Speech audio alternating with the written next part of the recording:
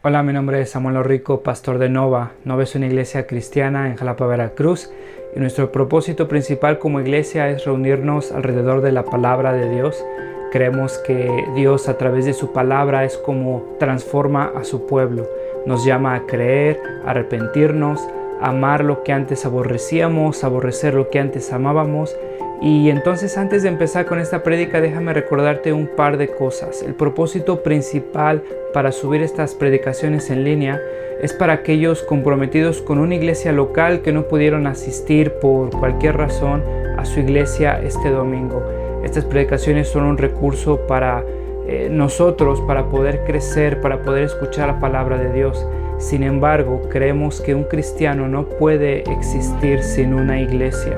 Creemos que el contexto bíblico en el cual el cristiano crece y se sustenta como cristiano por la gracia de Dios es a través de su iglesia local, sometiéndose a un liderazgo local, amándose unos a otros, sirviéndose unos a otros, perdonándose unos a otros. Un cristiano no puede vivir su vida cristiana simplemente consumiendo predicaciones en una pantalla de su televisión, de su computadora. Entonces te animamos a comprometerte con una iglesia local. Si no pudiste asistir a una iglesia este domingo, nos da gusto que estés viendo este video. Disfrútalo, nuestra oración es que te sea de bendición. Sin embargo, si no te has comprometido con una iglesia local, mi oración es que puedas comprender que el amor de Dios se refleja en medio de su pueblo, mostrándose en la iglesia local. Nuestra oración es que Dios siga transformando nuestro país, que el Evangelio siga siendo proclamado, que la sana doctrina siga expandiéndose en nuestras iglesias y cada vez más cristianos podamos adorar a ese Dios soberano que nos ha mostrado su gracia a través de Cristo a pesar de lo que somos. Capítulo 5 de Primera Carta a los Corintios. Un capítulo que nos habla del amor y es un tanto irónico pensar que 1 Corintios 5 nos habla de amor. Siempre que hablamos del amor y hablamos de la primera carta a los Corintios, siempre nos viene a la cabeza el capítulo 13. Sin embargo, en este capítulo nosotros vemos cómo Pablo nos va a hablar de un amor bíblico. Hace unas semanas estaba leyendo el periódico y una noticia me llamó la atención de una manera particular. En esta noticia se narraba la historia de una pijamada que resultó en una pesadilla. Esta pijamada era la celebración del cumpleaños de un menor de edad en Tijuana. En esta pijamada los niños resultaron intoxicados. No simplemente los niños resultaron intoxicados, internados en el hospital, sino que también la madre resultó intoxicada y estaba internada en el hospital. Y resulta que en la pijamada uno de los niños, el cumpleañero, quería experimentar con drogas, quería saber qué se sentía estar bajo la influencia de las drogas, particularmente bajo la influencia de la cocaína. Y entonces lo que hizo la madre, porque quería ver feliz a su hijo, porque quería verlo pleno, porque quería satisfacer sus necesidades, porque para eso están los padres, ¿cierto? Para ver a nuestros hijos felices, para satisfacer las necesidades y los gustos de nuestros hijos. Y lo que hace esta madre es que no pudo conseguir la cocaína, sin embargo consigue una sustancia, fentanol. Aparentemente el fentanol es más fácil de poder conseguirse. El fentanol es una sustancia que se usa bajo prescripción médica como un sustituto para la anestesia.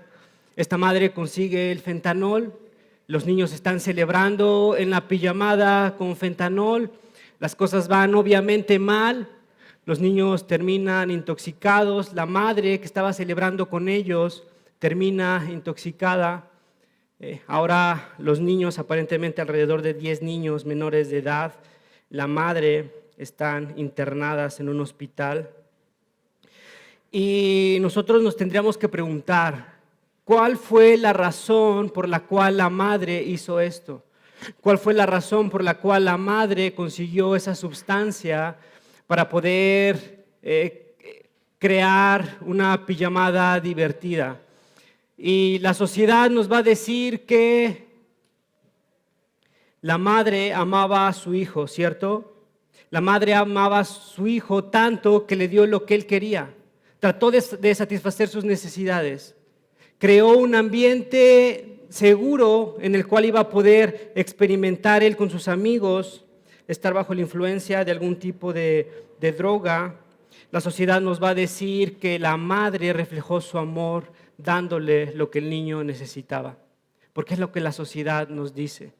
Porque la sociedad nos dice que el que ama tolera, el que ama respeta, el que ama hace feliz a la otra persona, el que ama no se intromete, el que ama busca la felicidad de la otra persona a toda costa.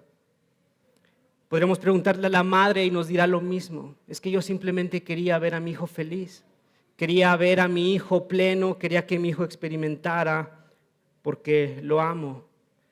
Y date cuenta cómo este tipo de amor cultural, permeado, influenciado por la cultura, es un amor que está condenando al pequeño, que terminó condenándolo a él, a sus amigos, a la misma madre.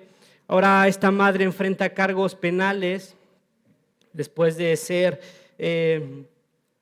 dada de alta, está bajo un proceso legal. El amor de la cultura, el amor de esta madre termina condenando al pequeño, termina condenándola a ella misma. Sin embargo, es un amor cultural, un amor que la cultura promueve y que acepta. Porque un amor que reprende, un amor que enfrenta, un amor que corrige y que disciplina, es un amor que la cultura lo ve como un amor poco amoroso, poco cristiano. Un amor permeado por la cultura es lo que nosotros encontramos en este capítulo 5 de Primera a los Corintios. Nosotros recordamos que los corintios estaban permeados completamente por la cultura. Para ellos era importante ser relevante, ser importante. Ellos estaban ahí separados, había divisiones en la iglesia porque unos eran de uno, otros eran de otro. Lo que ellos querían era relevancia, era ser importantes, era ser reconocidos. Y eso los llevaba a estar separándose, estar peleándose unos de otros. Nosotros recordamos que la iglesia estaba en Corinto y habíamos mencionado que el problema no es que la iglesia esté en Corinto, sino que Corinto había permeado tanto a la iglesia que mucho de Corinto estaba en la iglesia. Y entonces todos los valores, todas las decisiones, todos los principios estaban permeados, estaban moldeados por la cultura y no por la palabra de Dios. Y estos los vemos en las divisiones, estos lo vemos en las adoraciones. Nosotros recordamos que en Corinto había una pluralidad de adoración a diferentes dioses. Nosotros recordamos que en Corinto estaba el templo de esta diosa de la fertilidad, se me olvidó el nombre.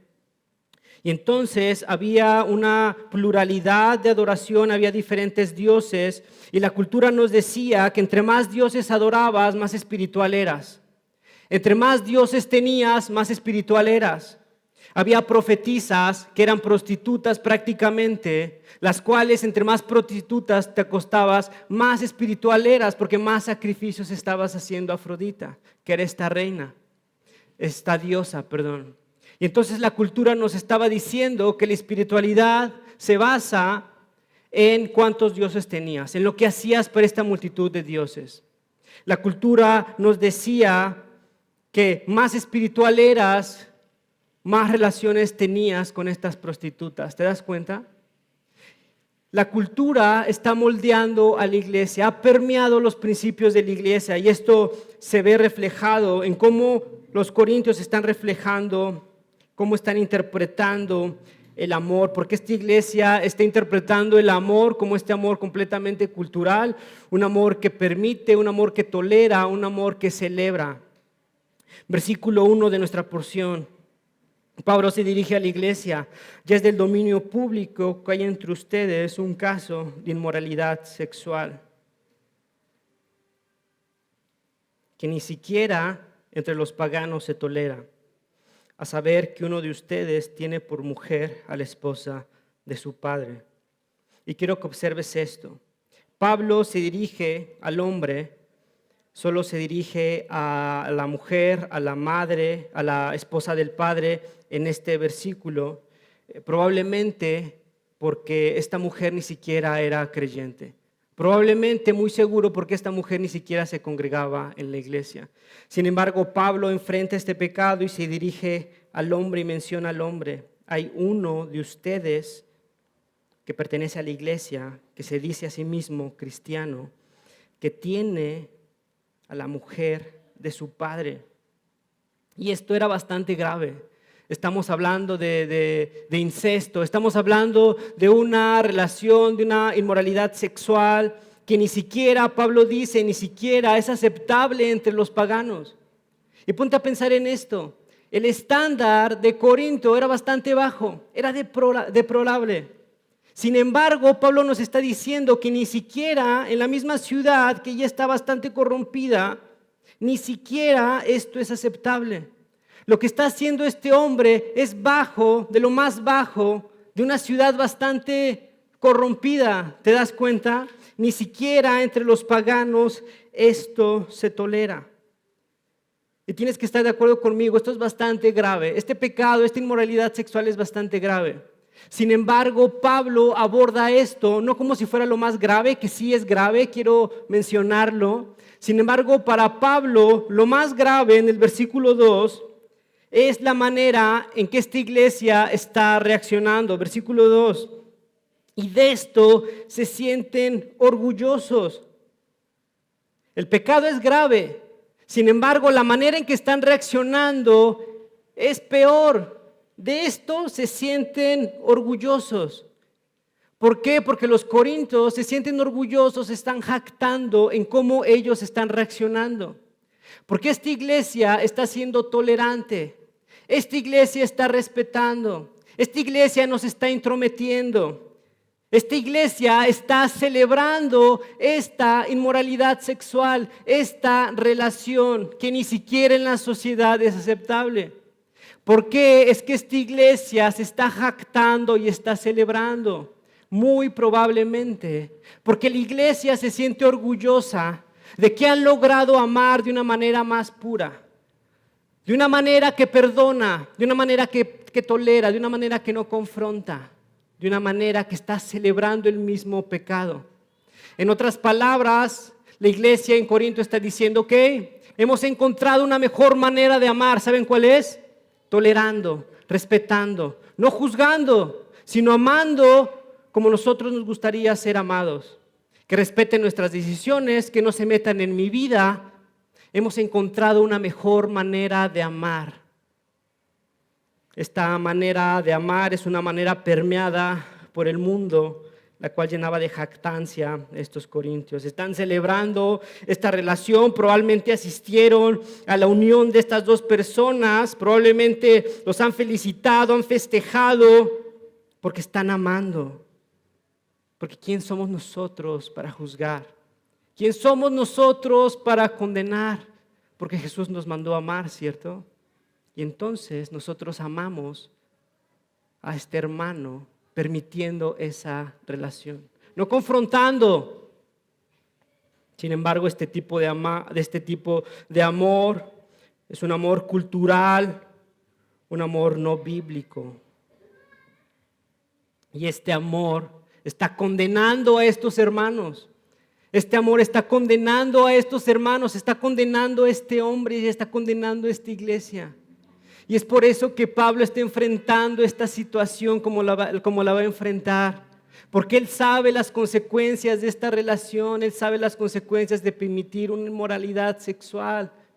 Porque una persona que no se arrepiente de su inmoralidad, de su pecado, en consecuencias será juzgado. En el versículo 13 nosotros encontramos que Dios juzgará y eso es inevitable.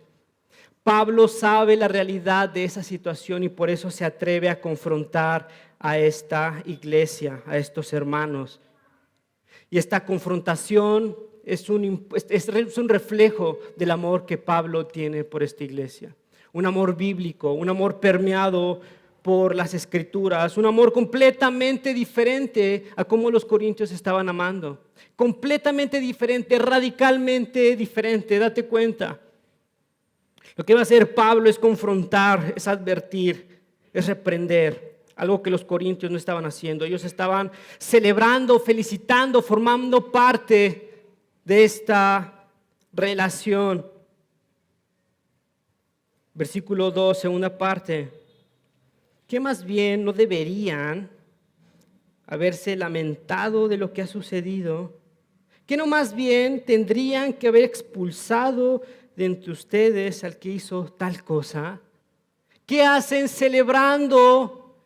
Deberían de haberse lamentado, deberían de haber expulsado a este hombre. Y me imagino a los corintios. Ya llegó Pablo a arruinar la fiesta, ya llegó Pablo a arruinar la celebración.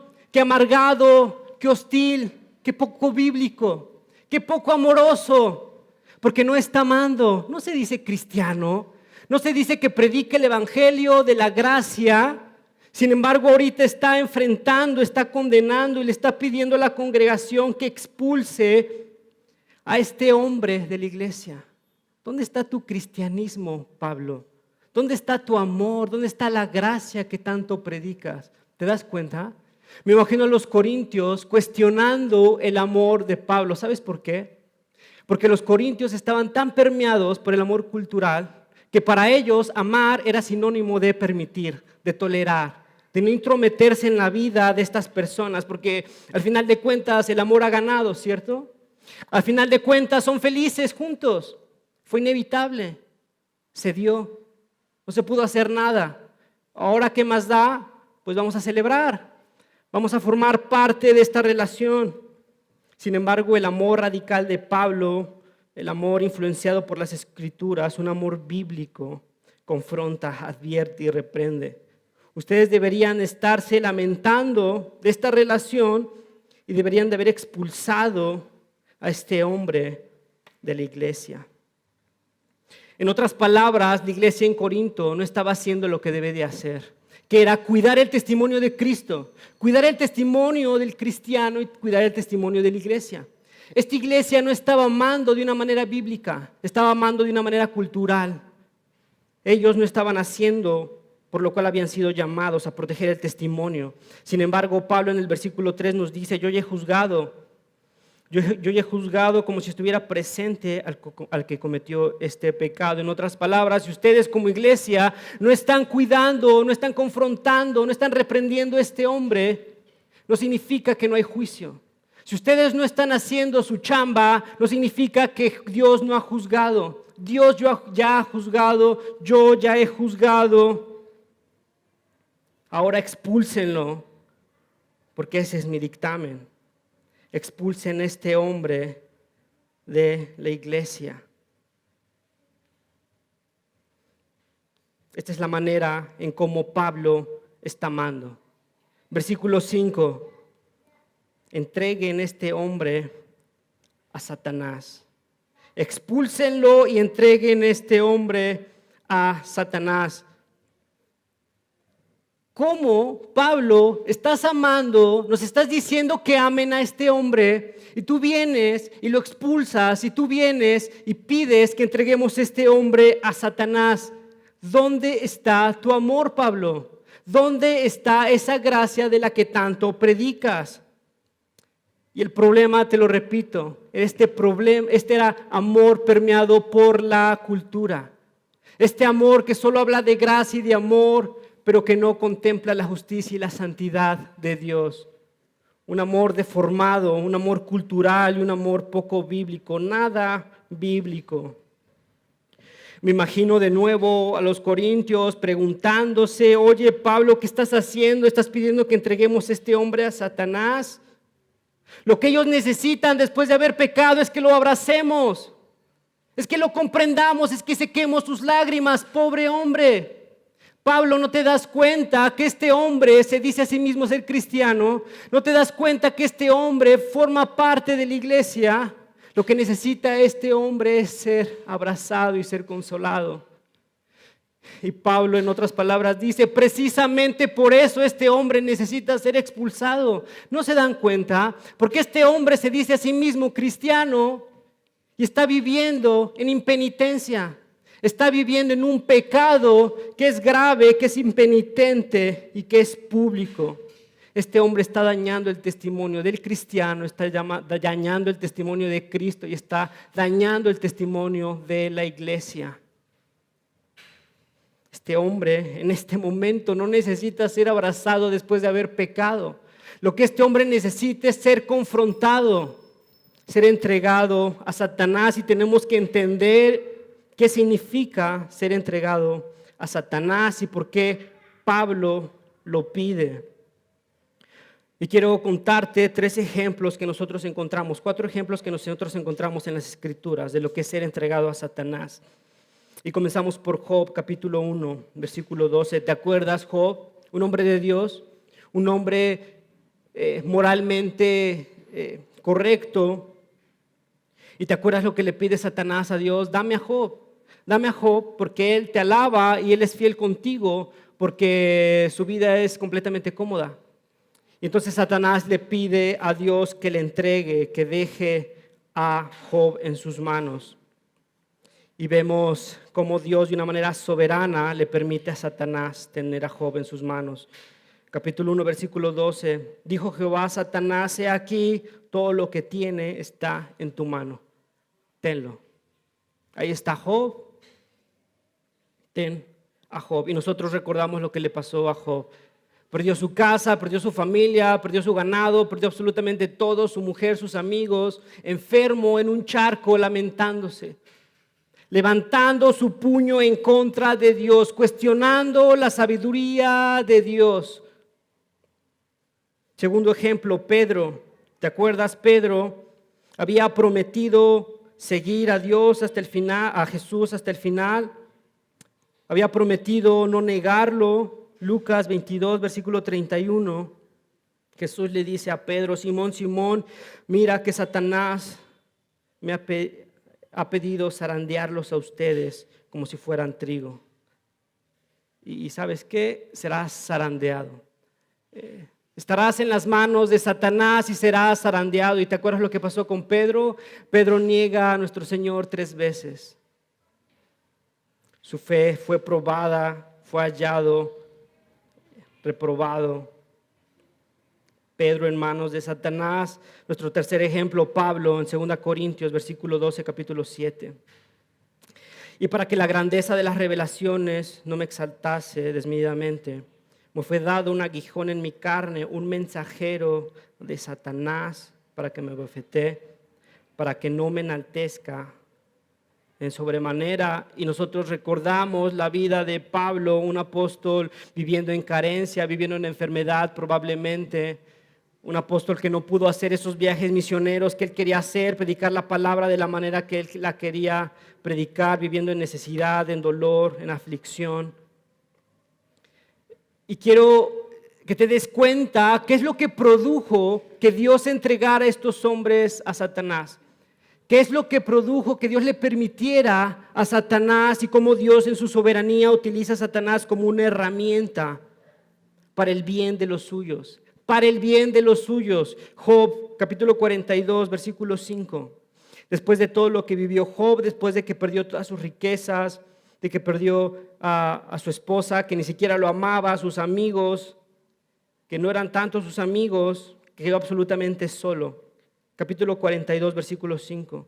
Después de todo lo que vive Job, de oídas he oído hablar de ti, pero ahora te veo con mis propios ojos. Por tanto, me retracto de lo que he dicho y me arrepiento en polvo y ceniza. Después de toda esta aflicción, después de que Job estuvo siendo meneado por Satanás, después de que Dios le permite a Satanás zarandear a Job, Dios utiliza a Satanás como un instrumento para el bien de los suyos, para purificar a los suyos, para acercar a los suyos a su presencia. John Piper tiene un comentario bastante interesante. John Piper dice, bajo el control soberano de Dios, Satanás vino a ser el medio para purificar el corazón de Job. Bajo el control soberano de Dios, Satanás vino a ser el medio para purificar el corazón de Job y traerlo a una cercanía como nunca antes con Dios. Como nunca antes. Después de lo que vivió Job a manos de Satanás, Dios permite eso. Job tiene una relación tan íntima, tan pura, tan cercana a Dios. Después de que Pedro fue zarandeado como trigo, nosotros recordamos que Pedro se arrepiente. Pedro se arrepiente, regresa fortalecido, su fe es fortalecida y Pedro se convierte en uno de los pilares en la iglesia de Jerusalén. Se convierte en uno de los pilares en la iglesia y nosotros acabamos de estudiar primera de Pedro. Después de que Pablo fue meneado, que no se le quitó ese aguijón, nosotros vemos a un Pablo contrastando con lo que era antes, un Pablo humilde, un Pablo dependiente a Dios, Pablo un pilar de la iglesia, un hombre que ha escrito la mayoría de los 66 libros que nosotros encontramos aquí en la Biblia. ¿Te das cuenta cuál es el propósito? ¿Te das cuenta cómo Dios en su soberanía permite la aflicción de los suyos para el bien de los suyos, para purificar a los suyos, para acrisolar a los suyos, para acercar a los suyos a su presencia? De la misma manera encontramos un ejemplo ahí en Timoteo capítulo 1 versículo 20, Himeneo y Alejandro, unos hombres que estaban predicando, que estaban tergiversando el evangelio, que estaban predicando una enseñanza incorrecta que atentaba en contra de Cristo. 1 Timoteo 1:20, entre ellos está Himeneo y Alejandro, a quienes he entregado a Satanás, escucha, para que aprendan a no blasfemar. Hay un propósito para la disciplina, hay un propósito para la corrección, para que aprendan a no blasfemar. ¿Aprendieron Himeneo y Alejandro? No lo sabemos, no lo encontramos en las Escrituras. Sin embargo, estos hombres, como consecuencia a sus falsas enseñanzas, a su vida impenitente, fueron entregados a Satanás para que aprendan a no blasfemar. Porque lo mejor que le puede pasar a Himeneo y Alejandro es que aprendan a no blasfemar, es que se arrepientan y de esta manera eviten un juicio divino. De esta manera sean impactados por la gracia y el amor de Dios. Es lo mismo con este hombre. Lo mejor que le puede pasar a este hombre que está en esta relación de incesto, en esta inmoralidad sexual, lo mejor que le puede pasar a este hombre es que se arrepienta. Por eso en el versículo 5 Pablo nos está diciendo, entreguen este hombre a Satanás para la destrucción de su naturaleza pecaminosa, a fin de que su espíritu sea salvo en el día del Señor. Hay un propósito. ¿Cuál es el propósito por el cual Pablo está entregando a este hombre a Satanás y le está pidiendo a la iglesia que entregue a este hombre a Satanás? Para que este hombre sea salvo, para que su naturaleza pecaminosa sea destruida, para que este hombre se arrepienta, para que este hombre no enfrente el juicio, para que este hombre sea salvo en el día del Señor. Un amor completamente diferente al amor de los corintios. Porque los corintios estaban celebrando, estaban felicitando, estaban formando parte de esta celebración, de esta relación inmoral. Sin embargo, lo que hace Pablo es confrontar, es enfrentar, es entregar a este hombre a Satanás. Porque esta declaración, esta disciplina, esta acción es un reflejo del amor que Pablo le tiene a este hombre. ¿Te das cuenta? Es un amor que no es aceptado por la cultura. Es un amor que no es aceptado por la iglesia en Corinto, porque Pablo fue juzgado como un hombre poco tolerante, como un hombre poco amoroso, como un hombre que no extendía la gracia de la cual él hablaba. Y esto es un reflejo del concepto equivocado de lo que significa amar al hermano. Pablo amaba tanto a este hermano que lo disciplina, que lo expulsa, que lo entrega a Satanás para que a través de esta disciplina, a través de esta expulsión, este hombre sea salvo en el día del Señor. No hay celebración en Pablo, no hay jactancia en Pablo, no hay alegría en Pablo.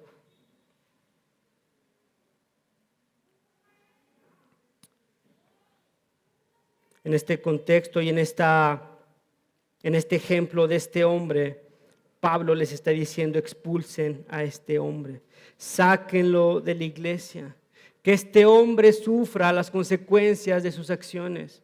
Quítenle a este hombre los medios de gracia que Dios ha instituido: la predicación de la palabra, la oración, la comunidad, el amor fraternal, el pertenecer a una iglesia.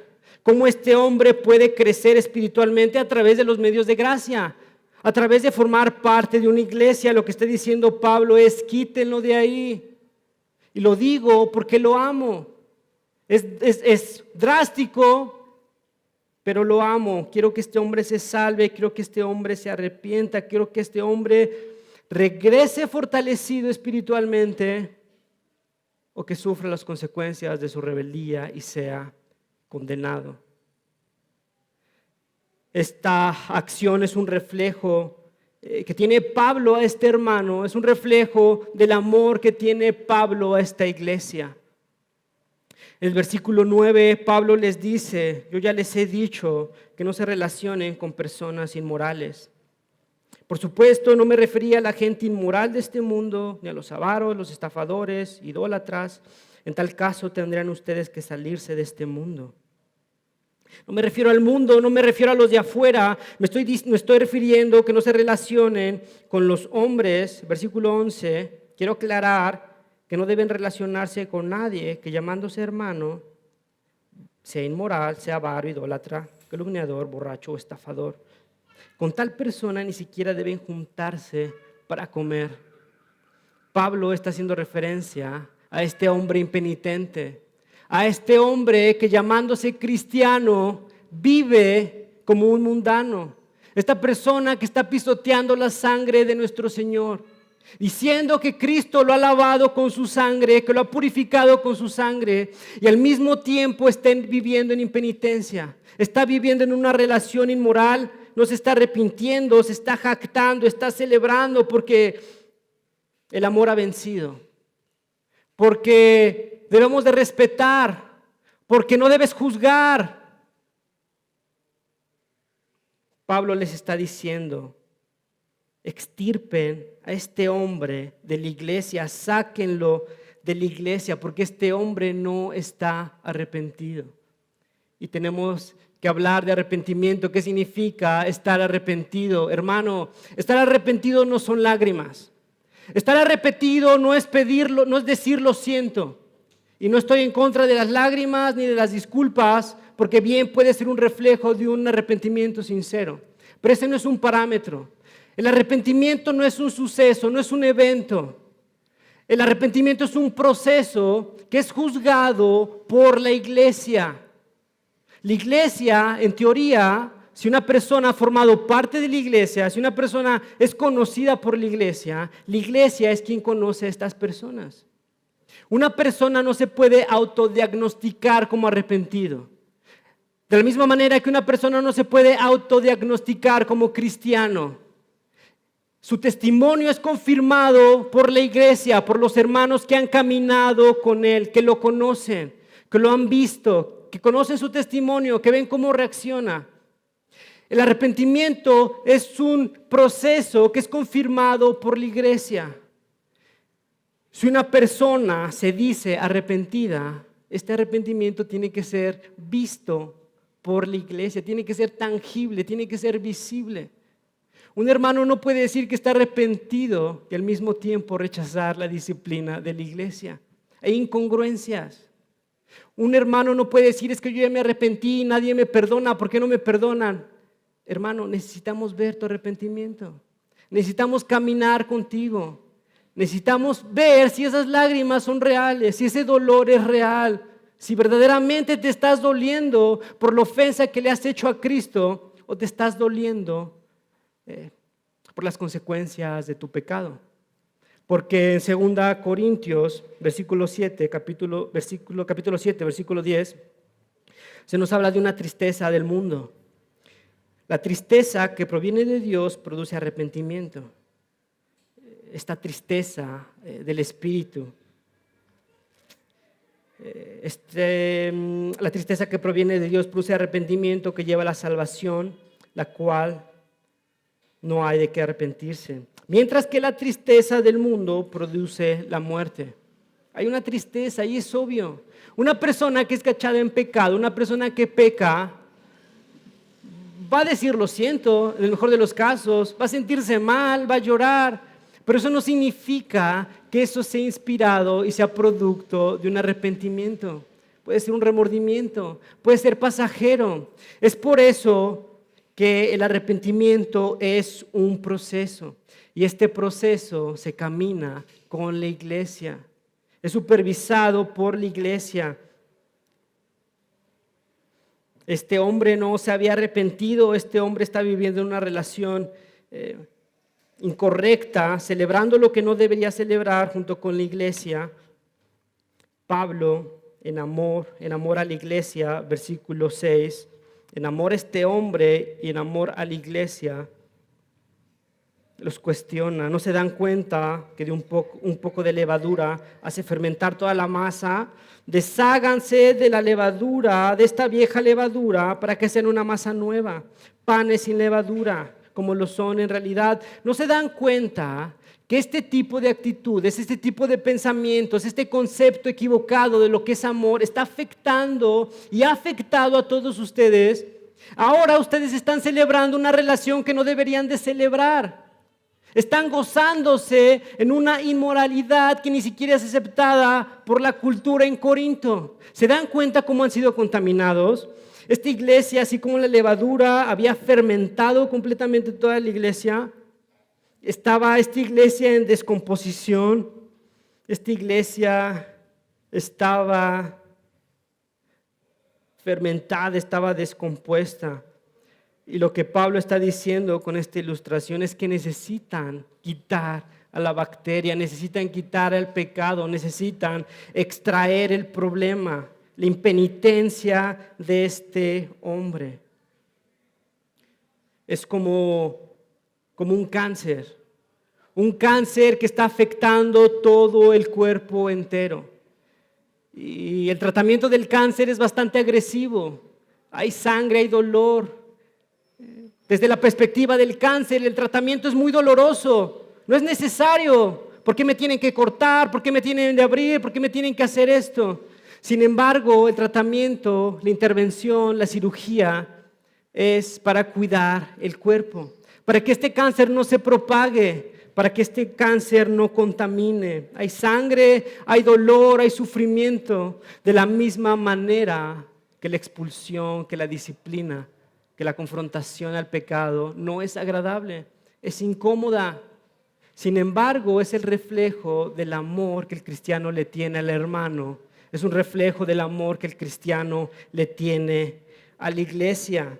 Versículo 13, Pablo les dice, expulsen al malvado, este hombre impenitente, este hombre que celebra, expúlsenlo para que este hombre se salve. Ese es el objetivo. Lo que está impulsando la disciplina, expulsen a este hombre para que se salve de este pecado público, grave e impenitente. Y a través de la historia, muchas personas se han cuestionado, ¿por qué es que Pablo salta inmediatamente a la expulsión, a la excomunión de este hombre? ¿Qué pasa con Mateo 18? Porque el Señor nos había dicho que si un hombre peca en contra de ti, que es interesante, en los manuscritos más antiguos no viene en contra de ti, es si un hombre peca. Si un hombre peca, si tu hermano peca, no importa que sea en contra de ti, peca. Si peca tu hermano, en Mateo 18 nosotros encontramos, ve y enfréntalo. Si te hace caso, has ganado un hermano. Si no, lleva 2 testigos. Si no te hace caso, expónlo en la iglesia. Si no le hace caso en la iglesia, trátalo como un gentil, como un pagado. Y los versículos que vienen posteriormente hablan de la disciplina de la iglesia, de la autoridad que la iglesia tiene, porque nos habla de las llaves del reino, porque nos dice, ustedes tienen las llaves del reino para atar y desatar. Aquello que aten será atado en el cielo, aquello que desaten será desatado. Y lamentablemente muchas iglesias con una teología bastante carente han utilizado estos versículos para atar pactos, para desatar maldiciones. Sin embargo, estos versículos nos están hablando en un contexto de disciplina eclesial. Nos están hablando, vienen después de Mateo 18, nos están hablando después de la confrontación, después de que el hermano no se ha arrepentido, lo presentan en la iglesia y si no se arrepiente lo expulsan porque ustedes tienen las llaves para atar y desatar. En otras palabras, ustedes tienen las llaves del reino para confirmar testimonio de un cristiano que forma parte de la iglesia o para excomulgar, para apartar a este hermano que no forma parte de la iglesia. Porque es que Pablo se salta todo este proceso. Porque Pablo comienza donde Mateo termina. Porque el problema aquí ha afectado a la iglesia, porque es grave, es público, es impenitente. Porque ya no hay nada de privado en este pecado. Porque es público, porque toda la iglesia lo sabe. Porque estas personas eran conocidas. Es el mismo estándar para las personas con un servicio público, con un ministerio público. Los ministerios públicos son pecados públicos. El líder, la persona que está enfrente de la iglesia, tiene la influencia de afectar y contaminar a toda la congregación. Y lo que está enfrentado Pablo aquí quiere evitar esa contaminación, quiere evitar esa fermentación de toda la congregación. Y es por eso que dice, por el bien del hermano, para que se arrepienta, por el bien de la comunidad, para que no sea contaminada con esta descomposición, con esta fermentación, expulsen a este hermano. Y recordemos el objetivo para que este hermano sea salvo en el día del Señor. Un amor radicalmente diferente al de los corintios. Un amor radicalmente diferente al que los corintios estaban viviendo y cómo lo estaban ejerciendo. De un lado vemos un amor que permite, un amor que tolera, un amor que celebra, un amor que se jacta, se enorgullece. Y vemos del otro lado un Pablo hostil, un Pablo duro, un Pablo enfrentando el pecado y la gravedad del pecado. Un amor es bíblico y otro es mundano, otro es cultural. Un amor tiene el objetivo de salvar a este hombre y a la comunidad, y el otro tiene el objetivo de pachanguear, de no ser juzgado, de no ser malinterpretado, de ser aceptado. Porque ¿quién soy yo para juzgar? Porque este hermano lo que necesita es ser amado, es ser consolado. Sin embargo, este tipo de amor termina apapachando, termina impulsando una relación que Pablo nos está diciendo es inmoral y atenta en contra de la santidad de Dios, atenta en contra del testimonio del cristiano, de Cristo y de la iglesia, un amor radicalmente diferente. Y yo me atrevería a decir que inclusive en la cultura, inclusive en la iglesia,